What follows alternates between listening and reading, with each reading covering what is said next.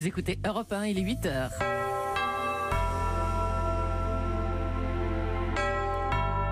Le journal Patrick Cohen.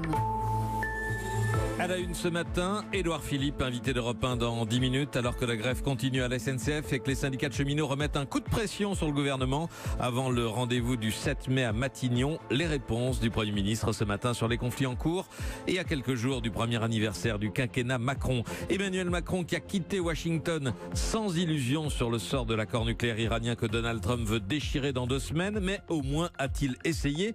Il s'est aussi prêté au jeu des questions-réponses avec des étudiantes de l'université de George Washington.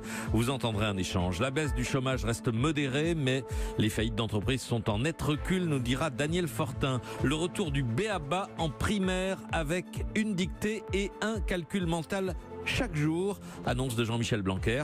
Vincent Bolloré mis en examen pour corruption dans l'affaire des ports africains. Et puis le football, la fièvre marseillaise ce soir au Vélodrome face à Salzbourg pour une place en finale de Coupe d'Europe.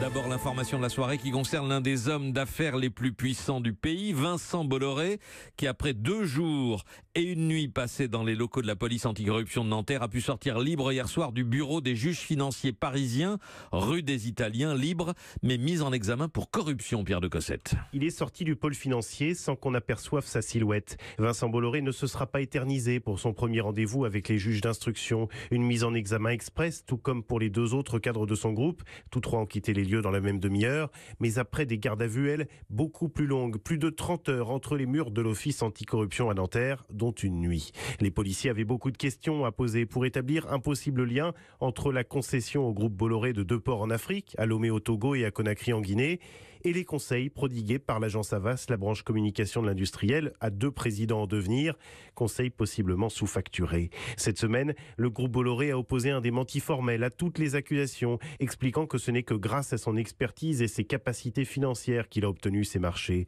Hier soir, le même groupe a rappelé la présomption d'innocence qui s'applique à Vincent Bolloré. Les juges d'instruction, eux, considèrent à ce stade qu'il y a matière à poursuivre le milliardaire et l'ont mis en examen, en particulier pour corruption d'agents publics étrangers, ce qui signifie qu'il y a à son encontre des indices graves et concordants. Pierre de Cossette du service police-justice d'Europe 1. À la SNCF, les syndicats ne changent rien. La grève saute-mouton va continuer 2 jours sur 5. Prochain épisode samedi et dimanche prochain pour les retours de vacances de la zone C. Et les cheminots seront dans la rue le 3 mai, 4 jours avant le rendez-vous de Matignon avec Édouard Philippe.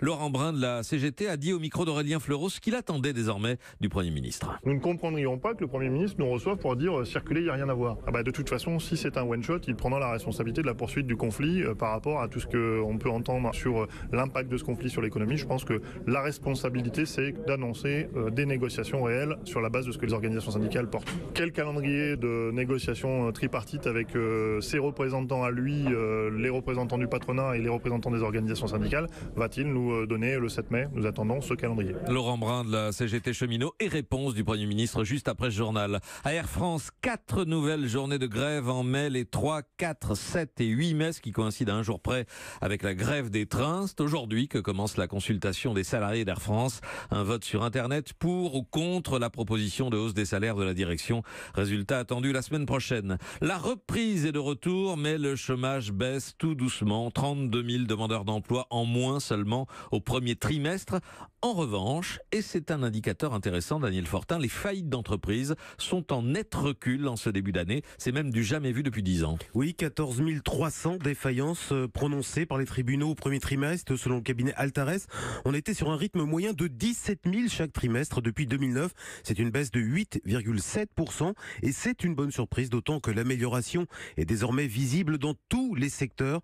La construction et le commerce, par exemple, qui concentrent à eux seuls une défaillance sur 2, enregistrent une chute très forte des sinistres. Mais le plus spectaculaire, c'est l'agriculture, alors qu'on était encore récemment sur une hausse moyenne de 20% des fermetures d'exploitation. Elles sont cette fois en recul de 17% sur un trimestre. Et qui dit moins de faillites, dit évidemment moins d'emplois détruits. Oui, là aussi les chiffres sont encourageants. Jusqu'ici, le nombre d'emplois menacés par les défaillances tournait autour de 60 000 chaque trimestre. Là, on tombe à 44 000. Ce sont un tiers d'emplois à sauver. Si la tendance se poursuit, on le verra bien sûr sur la courbe du chômage. Daniel Fortin des Échos, merci. Une courte pause avant la suite. Emmanuel Macron face aux étudiants de Washington et Jean-Michel Blanquer qui annonce le retour du b.a.-ba en primaire. Europe 1, 8h05. Europe 1. La Redoute annonce le retour des beaux jours. Petite nappe en lin, canapé coloré, basket tendance et pourquoi pas un nouveau salon de jardin. Profitez jusqu'à moins 60% sur la mode et la maison et des ventes flash sur les grandes marques. En ce moment, moins 10% supplémentaires sur toute la mode avec La Redoute et moi. Voir conditions sur laredoute.fr. Ah, c'était sympa de vous avoir pour ce barbecue. Faut qu'on se refasse ça, hein? Bah oui, pourquoi pas demain? Et samedi aussi. Ah, mais même dimanche. Bon, peut-être pas. On revient quand vous voulez. Vous aussi, aménagez-vous un balcon que vous ne voudrez plus quitter. Rendez-vous dès maintenant dans votre magasin Ikea et sur Ikea.fr pour découvrir la sélection de meubles et d'accessoires d'extérieur, comme l'ensemble table plus 2 chaises Tarneux à 49,90 €. Ikea. Europe 1. Il est 8h06, la suite du journal, Patrick Cohen. Emmanuel Macron ne pense pas avoir inversé le cours de l'histoire sur l'accord nucléaire iranien. Il l'a dit cette nuit en conférence de presse. Déchirer cet accord était un engagement de campagne de Donald Trump. Je ne suis ni Sisyphe ni Sarer Masoch, l'inventeur du masochisme. Fin de citation. Avant cela, le président français s'est adressé par 2 fois à l'autre Amérique, celle qui refuse le repli nationaliste, qui veut lutter contre le changement climatique ou le virus des fausses nouvelles, des fake news.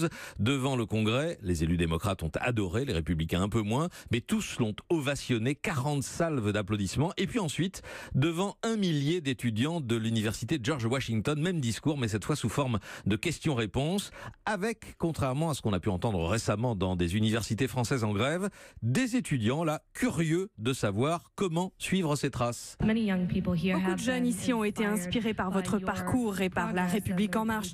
Quels conseils avez-vous pour nous? Essayez d'oublier l'idée que vous ne pouvez pas réunir les gens de la droite et de la gauche pour construire une nouvelle vision progressiste du pays. Essayez de trouver des solutions aux problèmes du monde actuel. Tout le monde disait que c'était absolument impossible, mais parce que les gens ont décidé que ce n'était pas impossible, on a réussi. Et ne croyez pas ceux qui disent « c'est la règle du jeu, tu dois suivre les règles ». Ça, c'est de la connerie. Bullshit, mot bipé sur certaines vidéos de médias américains. Emmanuel Macron face aux étudiants de Washington. Éducation encore avec les instructions officielles du ministre Jean-Michel Blanquer aux instituteurs.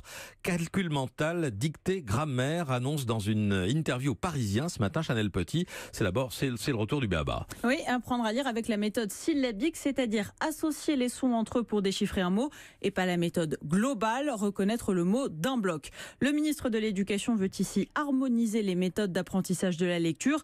Selon une étude, les instituteurs construisent aujourd'hui leurs cours à partir d'une 30aine de méthodes différentes. Alors, ça risque de faire grincer quelques dents. Les détracteurs de Jean-Michel Blanquer parleront certainement de conservatisme, mais lui se défend. Ce sujet ne relève pas de l'opinion, dit-il, mais de faits démontrés par la recherche. Autre recommandation très précise du ministre, chaque jour, 1 quart d'heure de calcul mental, une dictée et 2 séquences d'écriture de 15 minutes.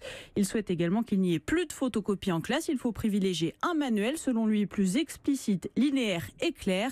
Et le ministre va même jusqu'à recommander le type de cahier dans lequel les élèves devraient faire leurs exercices. Les cahiers CIS à grands carreaux pour former parfaitement les minuscules. Chanel Petit, merci. Information Europe 1 à l'instant, 2 hommes ont été interpellés cette nuit par la BAC du Touquet. Ils avaient été repérés par les gendarmes en poste devant la résidence d'Emmanuel Macron après être passés 2 fois et avoir, semble-t-il, tenté de renverser des piétons qui traversaient. Il s'agit de 2 hommes d'une 50aine d'années, alcoolisés et déjà connus de la police. Ils sont en garde à vue. Le football, le Vélodrome et ses 63 000 supporters se préparent à vibrer. Demi-finale allée de Ligue Europa. L'OM reçoit ce soir les Autrichiens de Salzbourg. C'est le tout dernier club français en Coupe d'Europe. Coup d'envoi du match à 21h05.